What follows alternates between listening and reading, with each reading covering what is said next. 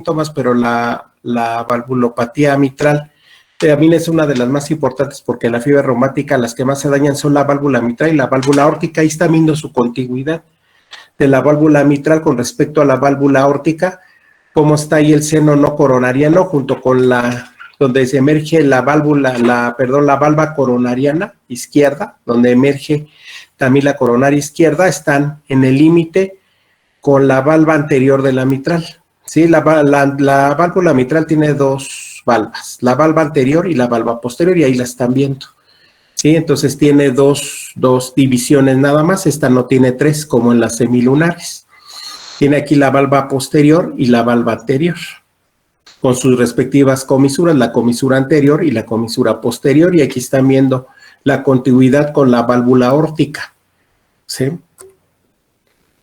La valvulopatía mitral es muy rara verla como pura. O sea, o tener estenosis o insuficiencia, lo más común es tener una doble lesión mitral, por eso en más de la mitad de los casos lo vamos así a encontrar. Luego después la que le sigue es la estenosis mitral y finalmente la insuficiencia mitral. Siendo a nivel mundial la insuficiencia mitral la segunda causa más frecuente de enfermedad valvular, para que vean lo importante después de la estenosis aórtica. Por eso les digo, después de la aórtica la mitral tiene la importancia significativa, ¿sí? Ya un 23% estenosis, 19% insuficiencia. El área valvular mitral normal mide de 4 a 6 centímetros y cuando ya repercusión hemodinámica es cuando mide menos de 2. No necesita llegar a 1 para hacer una estenosis severa, ustedes lo saben, ya lo vimos, que todas las valvulopatías cuando son de 1 o menos es severa. ¿Sí? Entonces, no requiere necesariamente eso, a veces con enfermedad valvular de 2, con una área valvular tan solo de 2, es decir, de la mitad de lo que mide normalmente la válvula, ya nos da síntomas. La estenosis mitral así es la primera causa en México de enfermedad valvular reumática, luego le sigue la enfermedad valvular aórtica, ¿sí? Se presenta en 35 a 40% de los pacientes con cardiopatía reumática y habitualmente coexiste con otra enfermedad valvular a nivel aórtico. 2/3 de los casos corresponden a mujeres. Es más común encontrar mujeres hospitalizadas en los hospitales de cardiología por enfermedad valvular que por enfermedad coronaria. ¿Sí? La enfermedad coronaria es muy rara en las mujeres verlas hospitalizadas, pero en los valvulares, en las mujeres es muy común encontrarlos. La enfermedad, la fisiopatología de la estenosis mitral, por eso nosotros decimos que es una enfermedad del lado izquierdo que va a afectar el lado derecho. ¿Por qué? ¿Qué es lo que sucede? Como aquí lo pueden ver en el diagrama, aunque parece muy complejo, realmente no lo es. Cuando hay una estenosis mitral, ahí lo están viendo donde está negrito, ¿sí? ¿Qué pasa? Va a provocar que la aurícula izquierda crezca. Al provocar que la aurícula izquierda crezca, se va a estancar sangre ahí y eso va a llegarnos a producir trombos. No nada más el hecho de que crezca la aurícula izquierda nos va a ocasionar que se formen trombos, también al crecer nos va a provocar que se formen arritmias, y la arritmia más frecuente asociada a estenosis mitral es la fibrilación auricular. Entonces, al haber la estenosis, se va a congestionar la aurícula izquierda, se va a dilatar y va a provocar que la sangre se regrese por las venas pulmonares. Acuérdense que las pulmonares son las arterias pulmonares son las únicas que llevan arterial, son las únicas venas que llevan sangre arterial, entonces, es decir, sangre oxigenada. Y se va a regresar al pulmón y nos va a provocar una hipertensión veno-capilar pulmonar. Después de esto se va a regresar la sangre a la válvula pulmonar, y de la pulmonar ¿a dónde? Al ventrículo derecho. Regresa al ventrículo derecho y con el tiempo, si estos pacientes no se tratan, no se libera su estenosis, va a provocar una cosa que se llama hipertensión pulmonar, ahí donde está azul.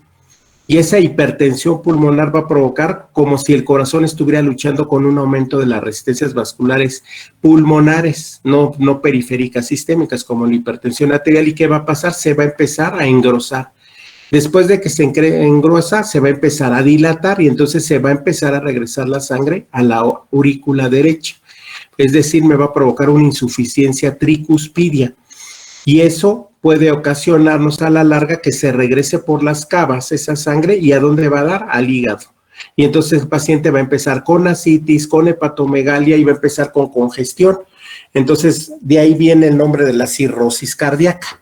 Esa es la causa. se empieza a congestionar el hígado como si fuera alcohólico el paciente y entonces ya va a regresar con nosotros. ¿Qué pasa? Pues con datos de ascitis. Va a haber regurgitación venosa, va a haber ascitis, va a haber edema de miembros inferiores. Si esto no se trata con el tiempo, se puede llegar incluso a abrir el foramen oval. El foramen oval está cerrado habitualmente en todos, pero en ellos se puede llegar a abrir del aumento en la presión de la aurícula derecha, y si se abre, como ya es mucha la presión del lado derecho con respecto al izquierdo, se va a empezar a ir sangre no oxigenada al lado izquierdo. Y entonces, ¿qué va a pasar? El paciente nos va a empezar a referir que ya les falte el aire. ¿Cuál es una pregunta incluso de examen profesional? Que en qué enfermedad valvular se ve la imagen de 4 arcos izquierdos. Pues la respuesta es estenosis mitral. Si ustedes se fijan en la placa que está acá abajo, lo habitual es que nosotros tengamos tan solo la curvatura que corresponde al ventrículo izquierdo y tengamos la de la aórtica. Sin embargo, en estos pacientes se va a bombar la pulmonar y también podemos tener un levantamiento, en este caso no está, pero otro levantamiento aquí, después, antes de llegar a la punta, que sería de la aurícula izquierda. Y esa imagen se llama imagen de los 4 arcos izquierdos. Entonces, la respuesta de esa, ¿en qué enfermedad valvular se asocia a 4 arcos izquierdos? Es la estenosis mitral. ¿Por qué? Porque tenemos la que nunca vamos a quitar, que es en la radiografía, la punta del corazón, que es el ventrículo izquierdo. Se empieza a dilatar la aurícula izquierda y va a hacer otra bola. Se empieza a dilatar la pulmonar por la hipertensión pulmonar y hace otro levantamiento, y finalmente otro que también no vamos a quitar, que es el botón aórtico. Entonces ya tenemos el botón aórtico, la pulmonar, la aurícula izquierda y el ventrículo izquierdo. Por eso se llama la imagen de 4 arcos izquierdos. ¿Cuál es el cuadro clínico de la estenosis mitral? Pues ya analizando de acuerdo a como lo que yo les di, pues ¿qué va a ocasionar? Pues disnea de esfuerzo. Va a provocar edema agudo pulmonar por la hipertensión venocapilar pulmonar. Va a ser tanto que nos va a provocar que el paciente tenga tos con hemoptisis. Va a haber infecciones respiratorias frecuentes, palpitaciones, puede haber embolismo sistémico, ya vimos por qué, porque crece la aurícula izquierda y se queda sangre ahí estancada y va a provocar embolias. Puede haber dolor torácico y disfonía, ¿por qué? Porque al crecer la aurícula izquierda, acuérdense que el corazón está de derecha a izquierda y va de atrás hacia adelante la punta, entonces la parte trasera corresponde a las aurículas y llega a estar tan grande la aurícula izquierda que va a ocasionar compresión del nervio laríngeo recurrente, y entonces eso nos va a ocasionar la disfonía. Más tardíamente ya hay datos de insuficiencia cardíaca derecha, y además de disfonía puede haber disfagia a sólidos, porque la aurícula está comprimiendo el esófago. Puede llegar a comprimirlo tanto que puede ocasionar disfagia a sólidos. Entonces ya tenemos disfonía por el nervio laríngeo recurrente y disfagia a sólidos por la compresión hacia el esófago. Aquí el soplo que vamos a encontrar se llama ruido de Durosies. Es decir, el primer ruido va a estar intenso y brillante. Acuérdense que las válvulas estenosadas están engrosadas.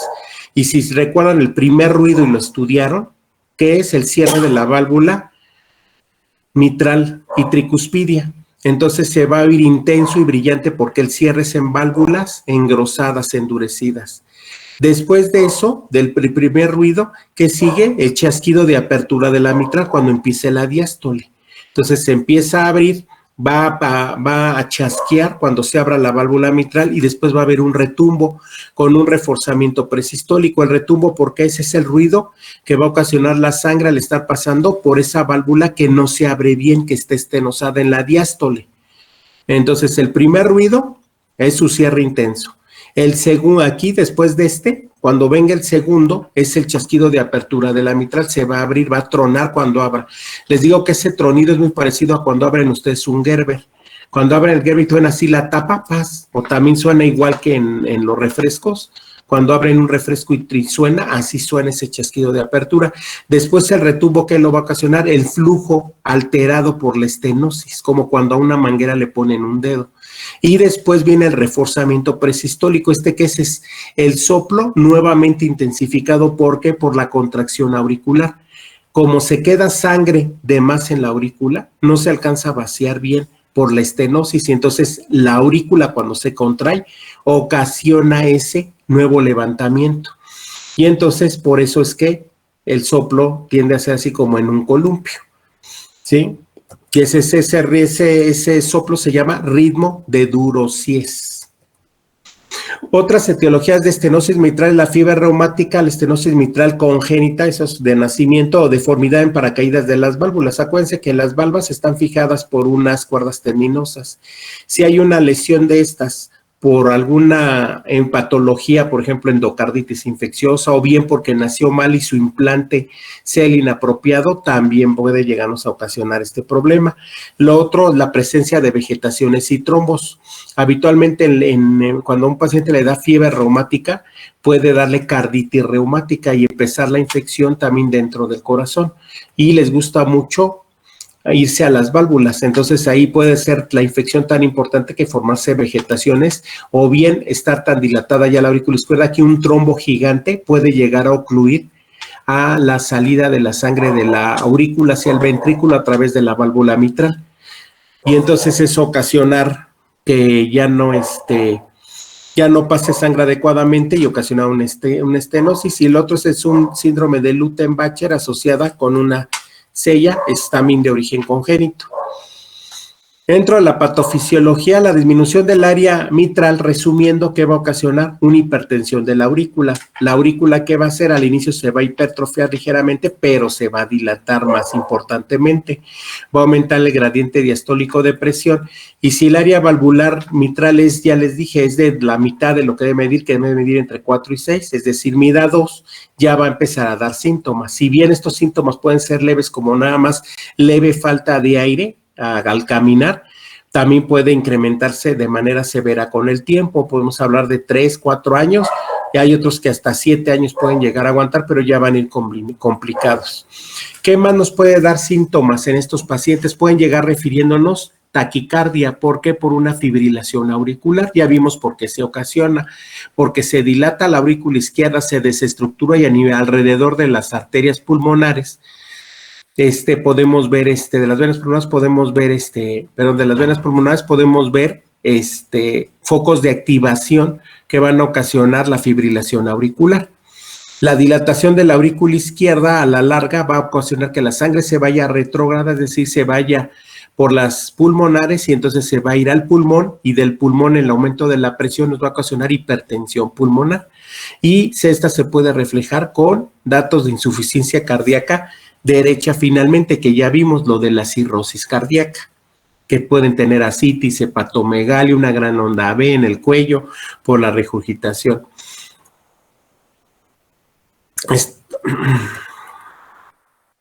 También podemos tener la secundaria, ya les dije, una endocarditis que va a ocasionar adhesión y fusión de las comisuras, por eso sabemos que es por fiebre reumática, y esta también a su vez puede ocasionarlas al hacerlas endurecidas, afectar las cuerdas tendinosas y va a provocar que se acorten las cuerdas y las válvulas se pueden retraer hacia atrás y el aparato valvular parece un túnel, entonces eso se provoca como si fuera un soplo obviamente diastólico de una estenosis mitral.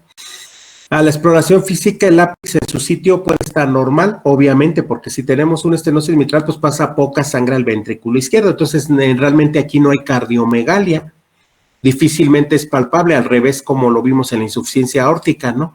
Que se dilataba mucho, aquí no. ¿Qué puede haber? ¿Qué más? Un fremito distólico, es decir, podemos tocar el soplo en diástole, porque es diastólico, ya vimos que es el ritmo de Durosies. La válvula suele estar calcificada y eso nos hace chasquido de apertura. Puede haber signos de falla cardíaca derecha cuando la enfermedad ya está muy avanzada, incluso puede estar ya fuera de tratamiento quirúrgico, o bien podemos tener una fibrilación auricular. Y para ese entonces, ya cuando venga con falla cardíaca derecha, hay que descartar que no se haya abierto el foramen oval si el paciente además refiere cianosis. Ya vimos esto, lo del soplo, aquí está nuevamente, el de Durosies, que es el primer ruido intenso, luego viene el chasquido de apertura de la válvula, empieza la diástole, después viene el soplo, conforme va pasando por esa por esa apertura inadecuada porque está medio cerrado, y después viene otra vez la intensificación del soplo porque se contrae la aurícula para decirle, no, pues sabes que falta sangre, ahí te va el chorro que te falta por completar. Aquí tenemos, miren, el ritmo de sueño, así es como se ve, como si fuera un pescado, ¿sí? Porque nuevamente ya ahí pueden ver cómo la sangre pasa, el chasquido de apertura, después se abre la válvula, se empieza a llenar el ventrículo, ya que se empieza a llenar, nuevamente se contrae la aurícula y eso hace la colita como del pez, porque nuevamente se oye el soplo. ¿Por qué se intensifica? Porque se contrae la aurícula izquierda y entonces tarda otra vez su vaciamiento y por eso se oye ese soplo. Y se llama ritmo de duro. Si es que vamos a ver en el electrocardiograma, como lo vimos en la clase de electro, crecimiento de aurícula izquierda, es decir, la onda P se va a hacer no más alta, más ancha. Si el paciente ya viene muy avanzado, con datos de hipertensión pulmonar, entonces también ya viene crecido el lado derecho del corazón, pues obviamente aparte de alta, la vamos a ver ancha. ¿Qué más? Va a haber datos de sobrecarga del ventrículo derecho, más cuando la presión de la pulmonar ya esté mayor de 70. La presión de la pulmonar, fíjense, debe medir entre 20 y 25. En estos pacientes puede llegar hasta 70. Cuando una presión de la pulmonar está tan alta, de 70, a veces ya quedan fuera de tratamiento, porque aunque le cambien la válvula mitral y se la abra, la presión de la pulmonar ya no se recupera. Se daña el endotelio de la arteria pulmonar y ya no se recupera. Esa es una indicación para ya no operarlos. Lo otro que podemos ver en el electro, que es que no esté en sinusal, sino que llegue en fibrilación auricular. Esto es importante que sepan que esa es una complicación de la estenosis mitral. ¿Por qué? Porque a veces, acuérdense que aquí es muy importante la contracción de la aurícula. La aurícula nos da de un 20 a 25% del gasto cardíaco. Si estos pacientes por la arritmia pierden ese gasto, porque acuérdense que se está quedando sangre dentro de la aurícula izquierda, entonces ahí el latido de la aurícula es muy importante. Si no late, si no logra vaciar esa aurícula y queda vibrando, ¿qué pasa? Se va a congestionar más y se va a ir más sangre de manera retrógrada hacia el pulmón. Y entonces el paciente va a llegar en edema agudo pulmonar. Por eso en estos pacientes no diagnosticados o que tuvieron y no se quisieron operar a tiempo, a veces pueden llegar en edema agudo pulmonar y así está, escrito en los libros y así pasa en la realidad. El paciente les puede decir, es que ayer hasta comió, caminaba y todo, y en la noche empezó re mal a ahogarse y ya lo traen y ya se intuba. ¿Y qué pasa? ¿Qué le pasó a ese paciente? Le toma uno el electro y está en fibrilación auricular y ese fue el motivo de que cayera en edema agudo pulmonar. Perdió la contracción auricular, no hubo quien le terminara de vaciar la aurícula, se llenó de sangre porque nada más se queda vibrando en la fibrilación auricular. ¿Y qué pasa? Se va toda la sangre hacia todo y ya llega con edema agudo pulmonar, llega muriéndose el paciente de urgencias. Y ya vemos que trae una FA rápida. Esa es la importancia de esa arritmia en pacientes que tienen estenosis mitral. Entonces, la onda P mitral se puede ver ensanchada y más o menos se llama. Por eso en B1 y B2 van a ver que está positiva y negativa, positiva y negativa. Y aparte ancha, pero no alta. Eso al inicio, les repito. Ya al final de esta enfermedad, si no se operó, llega un paciente adulto ya 50, 49 años, pues ya ese es el problema. ¿Qué más vamos a encontrar? Aquí vemos que está en ritmo sinusal, todas las P's. Todos los QRS van precedidos de su onda P y acá, puras rayitas se ven. ¿Por qué? Porque es un FA. Yo les decía, cuando vean un ritmo muy irregular, como aquí, sí, digan FA y acertarán. Y ahí está una fibrilación auricular. No es flutter porque no se ven dientes de sierra, se ven dientitos chiquititos, ¿sí? Y de manera variable, de diferentes tamaños. Entonces, es una fibrilación auricular. Aquí es lo que yo les decía. Fíjense cómo la aurícula izquierda puede crecer tanto que este es un trago de bario, se le dio al paciente un trago de bario que pasara y vean cómo la aurícula izquierda está comprimiendo al esófago. Entonces imagínense y díganme ustedes si no aquí, al estar comiendo un alimento duro y pasárselo y no masticarlo debidamente, pues no se le va a atorar, obviamente va a referir disfagia al paciente. Igual la compresión tan importante de la aurícula izquierda, aquí pasa el nervio laringio recurrente. ¿Qué va a ocasionar en el paciente? Que empiece a hablar con voz. No, pues es que habla normal y ahora ya habla muy ronco. Pues sí, pues es el resultado de la compresión del nervio laringio recurrente. Entonces, para que vean la importancia de tratar a estos pacientes y no dejarse. Yo les decía que es incluso pregunta de examen de consejo, de residencia y todo. ¿En qué patología se ve la imagen de 4 arcos izquierdos? La respuesta es estenosis mitral. Y aquí lo están viendo, más claro que en el otro dibujo. Van a ver aquí la arteria aorta, la arteria pulmonar, la aurícula izquierda y el ventrículo izquierdo. Lo normal en todas las placas es que veamos el arco aórtico, el botón aórtico arriba y veamos el ventrículo izquierdo. Eso nunca se pierde en una placa. Pero ¿qué vamos a ver aquí? Se va a agregar al congestionarse y dilatarse la aurícula izquierda, porque se hace grandota, y regresándose la sangre al pulmón y regresándose a través de la arteria pulmonar, pues entonces, ¿qué va a pasar? Se va a agrandar la arteria pulmonar, y eso nos va a provocar, entonces ya tenemos el primer arco, va a ser el aórtico, el segundo el ventrículo izquierdo, la tercera la aurícula izquierda, y el cuarto la arteria pulmonar. Del lado derecho no hay problema, siempre vamos a ver la vena cava y la aurícula derecha. Obviamente, si ya llega un paciente muy avanzado, pues vamos a ver mayor dilatación de la vena cava y mayor dilatación de la aurícula derecha. Entonces deben de buscar eso en la estenosis mitral. Miren, aquí se puede ver en una placa, si ya quitándole las otras sombras, vean cómo se ve aquí el arco aórtico, cómo estamos viendo la punta del corazón, cómo estamos viendo aquí otra joroba arribita del ventrículo izquierdo. Esa es la aurícula izquierda, y luego después de la aurícula izquierda otra joroba más, esa es la pulmonar. Entonces la respuesta es en el perfil de 4 arcos izquierdos, la estenosis mitral.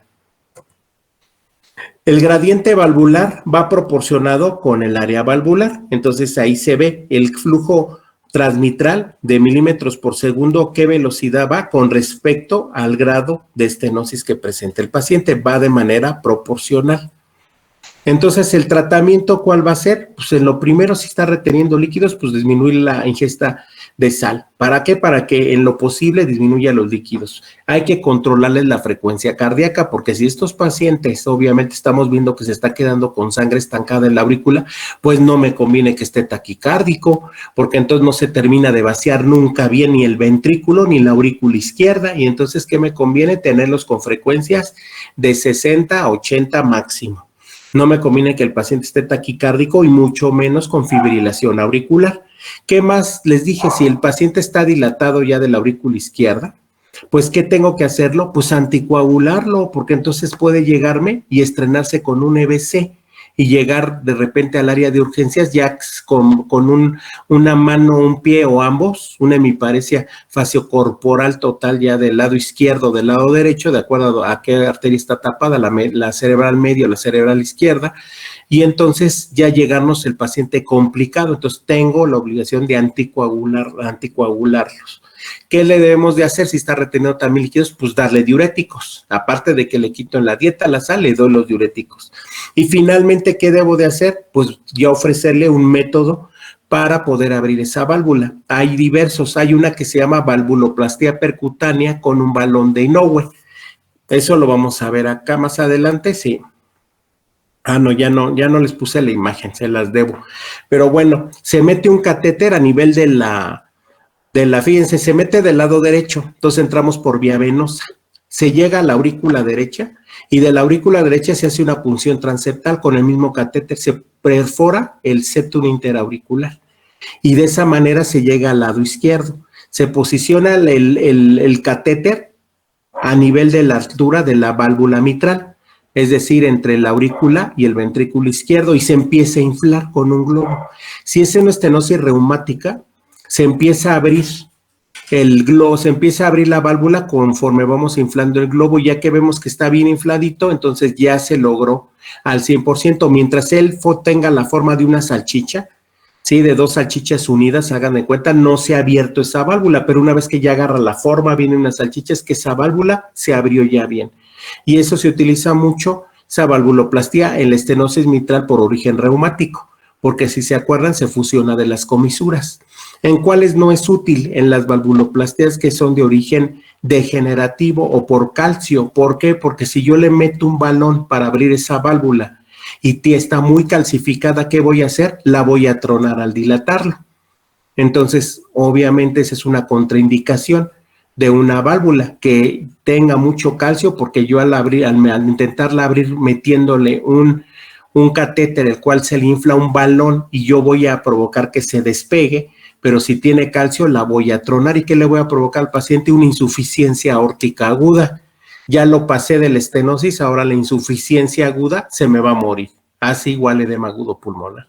Entonces, esa es una contraindicación. Igual, si el paciente tiene una doble lesión en donde ya tiene una insuficiencia moderada, yo le hago esa valvuloplastía y se la puedo hacer severa.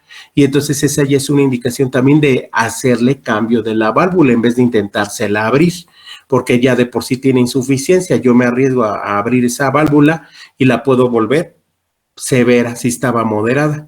Entonces, aquí están las contraindicaciones precisamente de meter ese balón, que el área valvular, ¿sí?, esté mayor de 1.5, que el trombo, hay un trombo en la aurícula izquierda, porque imagínense, ya les dije, se perfora el septum y se mete el catéter a través de eso, a través del corazón. Entonces, ¿qué pasa si tiene un coágulo ahí? Se lo meto el catéter y se lo libero. Y entonces el paciente en ese momento me hace un EBC. Lo otro es cuando la insuficiencia mitral ya es al menos moderada, si hay calcificación severa, si hay ausencia de fusión de comisuras, lo que les decía, como pasa en la estenosis de origen degenerativo, o bien si hay enfermedad concomitante de otras válvulas, porque si tenemos lesión de la aórtica, digamos, y de la mitral, yo nada más le destapo la mitral, pues de todo modo lo voy a tener que operar para abrirle la aórtica o para cambiarle la aórtica. Entonces mejor, pues ya se cambian los dos, ya para que uno valvuloplastía y la otro cambio valvular. Pues mejor ya se decide hacer el cambio y el reemplazo de ambas válvulas. Ahora vamos a ver lo que es la insuficiencia mitral. Eso fue la estenosis. La insuficiencia mitral también, por igual, la causa más frecuente es la fiebre reumática. Y finalmente la degenerativa, yo les decía, tanto la estenosis como la insuficiencia en Estados Unidos y en países de Europa no es la cardiopatía reumática. Sí, la degenerativa, pero en los países de tercer mundo, todavía hay México, como en otros como Ecuador y casi todo Latinoamérica, la causa principal es fiebre reumática, afección mitral y afección aórtica por enfermedad reumática. Menos común son las degeneraciones mixomatosas, a diferencia de Estados Unidos, y la endocarditis infecciosa y otros, ¿sí? La etiología aquí lo están viendo, reumática es del 35 al 40%, casi el 50%. La ruptura aislada de una cuerda tendinosa se puede dar. ¿Cuándo? Cuando da endocarditis a un paciente. Le da una endocarditis aguda, por ejemplo, ¿a quiénes? A los pacientes de hemodiálisis.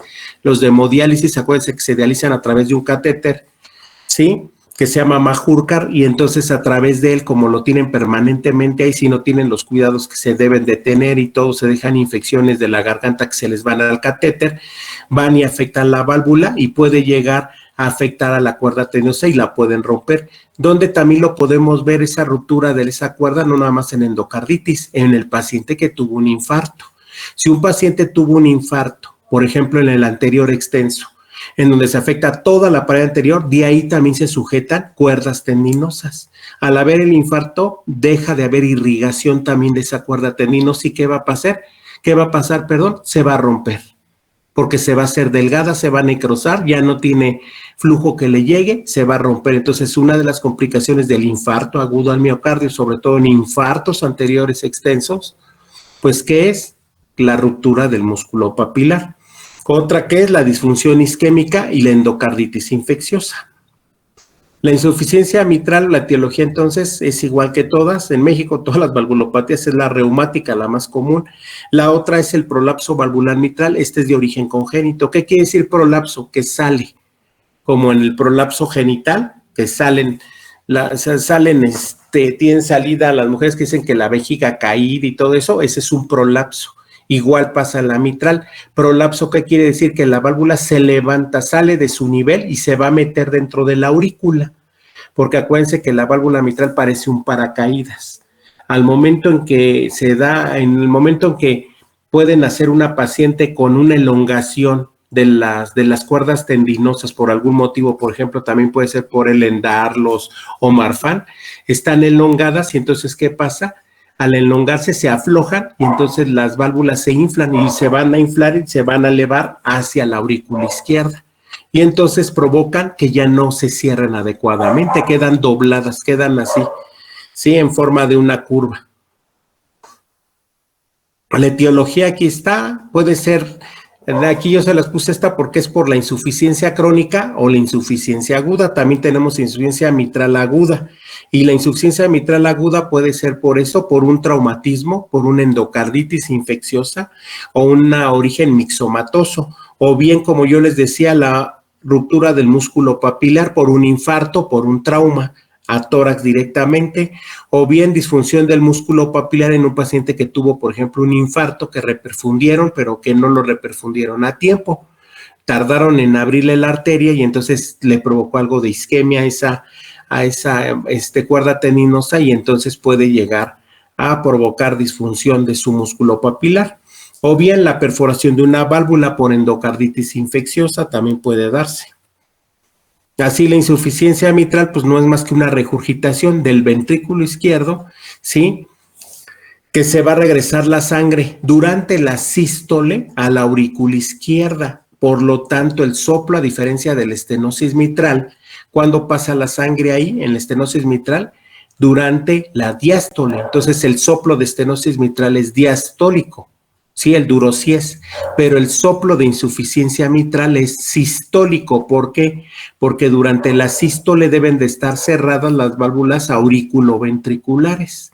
Al no estar bien cerradas, se va a regresar sangre a la aurícula izquierda, eso provoca un flujo turbulento y eso es lo que va a ocasionar el soplo. Entonces, el soplo de insuficiencia mitral es sistólico, no es diastólico. El de estenosis sí, el de insuficiencia no.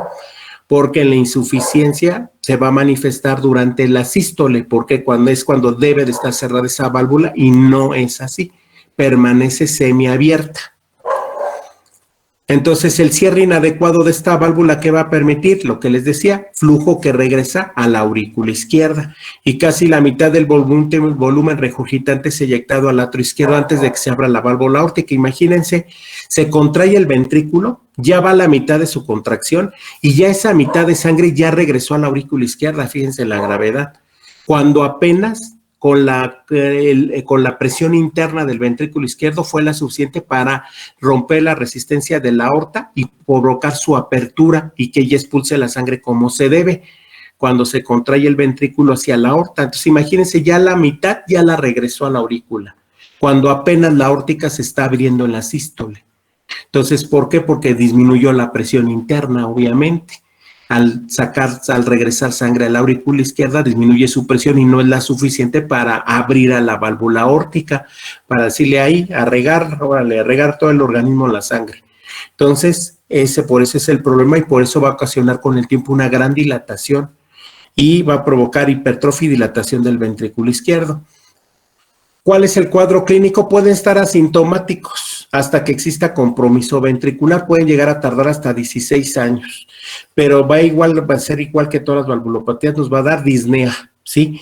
Y después nos va a dar datos de falla cardíaca ventricular izquierda y datos de insuficiencia cardíaca en etapas avanzadas. Entonces, a la auscultación igual, ahí ven el soplo, aquí se lo estoy poniendo entre el primero y el segundo ruido, ya dijimos que es la sístole y vean, es holosistólico, todo. Por eso decimos que los soplos tienen formas romboidales. Ustedes vieron en la estenosis aórtica, si recuerdan que hay el soplo increciendo, decreciendo en forma de un diamante. Y aquí, ¿cómo es el soplo? Holosistólico, ¿sí? Y obviamente, ¿dónde lo vamos a auscultar? Pues lo vamos a auscultar en la punta del corazón. ¿Sí? Aquí está. El ápex es amplio y fácilmente visible. Hay un frémito sistólico, un soplo sistólico, mitral sistólico. El electrocardiograma que vamos a tener, el famoso, por eso de ahí viene lo de la P mitral, porque se ve en la estenosis mitral, que les decía yo que se ven dos ondas. ¿Por qué? Porque la aurícula izquierda está crecida. Podemos verlos también igual que en la estenosis mitral, podemos ver que el paciente pueda tener una arritmia, porque si se regresa la sangre a la aurícula izquierda, igual que en la estenosis mitral, pues con el tiempo esa dilatación me puede ocasionar desestructuración de las fibras nerviosas y todo de esa aurícula y provocarme focos ectópicos que van a provocar una fibrilación auricular con el tiempo. La radiografía de tórax que va a tener la silueta cardíaca y vasculatura pulmonar normal, pero va a haber crecimiento variable de las cavidades izquierdas, obviamente. hay un doble contorno a nivel del ventrículo derecho y de la aurícula derecha y crecimiento del ventrículo izquierdo, al crecer mucho las cavidades izquierdas con respecto a las derechas. ¿Qué otra patología se asocia a insuficiencia mitral? El prolapso valvular mitral, lo que yo les dije. Y como les comenté, es aquí ven, un desorden genético y habitualmente relacionado a enfermedades del tejido conectivo, como el Ehlers-Danlos, como el síndrome de Marfan, y afecta la válvula mitral. Se conoce también otro síndrome que es el de Barlow, que es una válvula mixomatosa, es una degeneración mixomatosa de la válvula y se vuelve insuficiente, que la presentan de 3 a 5% de las poblaciones y es 2 veces más frecuente en mujeres. El clave diagnóstico es el clic sistólico medio y tardío. A la auscultación, el soplo sigue siendo sistólico, es lo que se tiene que aprender, es meso y tele y finalmente termina siendo holo. Y se va a exacerbar con ciertas características, por ejemplo, cuando nosotros los ponemos de estar de sentadillas al estar de pie. ¿Por qué? Porque acuérdense que se modifica el retorno venoso de los pacientes, aquí lo pueden ver. Entonces el soplo se va a modificar. Acuérdense que con las maniobras de Valsalva, ¿sí? O el pujar o hacer esfuerzo, va a aumentar el retorno venoso, ¿sí? Y eso me va a ocasionar que los soplos se modifiquen en su intensidad. El ecocardiograma es el gold estándar, como yo se los había dicho, para todas las valvulopatías. Ahí estamos viendo la aorta con su ventrículo izquierdo, la aurícula izquierda, ¿sí? Y el ventrículo izquierdo, aquí está la relación. Este es un apical de 5 cámaras. ¿Por qué? Ventrículo izquierdo, ventrículo derecho, donde no aparece nombre, arriba de la aorta, esta parte, que no se alcanza a ver. Aquí estamos viendo la aorta en el centro, la aurícula izquierda.